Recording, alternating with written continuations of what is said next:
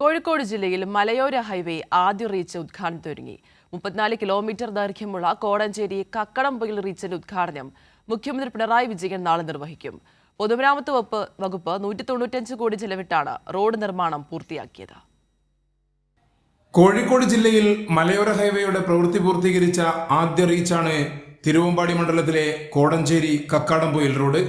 കുടിയേറ്റ മേഖലയിലെ കർഷക ജനതയുടെ യാത്രാ ദുരിതത്തിന് വിരാമമാകുന്നതിനൊപ്പം മലയോര ഹൈവേ ടൂറിസം രംഗത്തടക്കം വലിയ വികസന മുന്നേറ്റം ഇത് സൃഷ്ടിക്കും. 34 കിലോമീറ്റർ ദൈർഘ്യമുള്ള റോഡ് 195 കോടി രൂപ ചെലവിട്ടാണ് കിഫ്ബി ധനസഹായത്തോടെ പൂർത്തിയാക്കിയത്. നാളെ Koodaranji saint Sebastian higher secondary school മൈതാനത്ത് മന്ത്രി PM മുഹമ്മദ് റിയാസിന്റെ അധ്യക്ഷതയിൽ നടക്കുന്ന ചടങ്ങിൽ മുഖ്യമന്ത്രി പിണറായി വിജയൻ ഹൈവേ ഉദ്ഘാടനം നിർവഹിക്കുമെന്ന് ലിൻഡോ ജോസഫ് MLA അറിയിച്ചു. ഒരു കാലത്തും യാഥാർത്ഥ്യമാവില്ല എന്ന് കരുതിയിരുന്ന മലയോര ഹൈവേയാണ് യാഥാർത്ഥ്യമാവുന്നത്. അതിൻ്റെ ഭാഗമായി ആളുകൾ സൗജന്യമായി ഭൂമി വിട്ടുതരികയും അവർ ആരും വിചാരിക്കാത്ത നിലയിലേക്ക് 200 കോടി രൂപ ചിലവിൽ 34 കിലോമീറ്റർ ദൂരം ഒരു മലയോര ഹൈവേ യാഥാർത്ഥ്യമാവുകയും ചെയ്തിരിക്കുകയാണ്.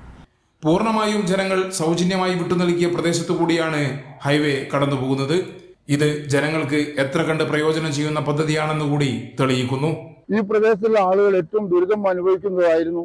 അതിൽ നിന്ന് ഈ റോഡ് വന്നതോടുകൂടി അതിന്റെ എല്ലാ ഗുണവും ഈ നാട്ടിലെ ജനങ്ങൾക്ക് കിട്ടിയിട്ടുണ്ട്. പ്രധാന കവലകളിൽ കോൺക്രീറ്റ് കട്ടകൾ പാകിയ നടപ്പാതകൾ, ബസ് സ്റ്റോപ്പുകൾ, കൈവരികൾ എന്നിവയുമുണ്ട്. മലയോര ജനതയുടെ ജീവനാഡിയായ ഹൈവേ ടൂറിസത്തിനും മലയോരത്തെ വികസന കുതിപ്പിനും അനന്ത സാധ്യതകളാണ് തുറന്നിടുന്നത്. ക്യാമറാമാൻ ശൈലേഷ് കല്ലായിക്കൊപ്പം കോഴിക്കോട് നിന്നും AK ലതീഷ്.